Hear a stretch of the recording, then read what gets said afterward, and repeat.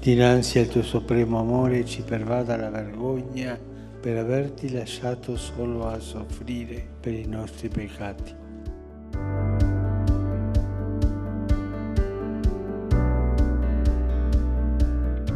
Vogliamo dare voce a chi non ha voce, a chi può solo inghiottire lacrime, perché il Medio Oriente oggi piange.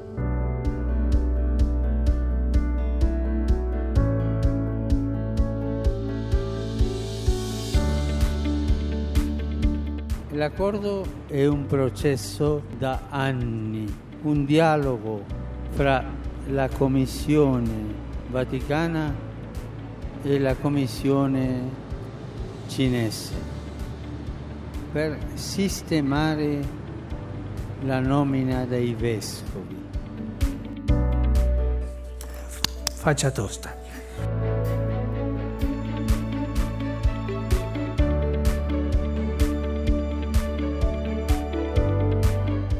A tutti voi che avete partecipato a questo camminare insieme, dico grazie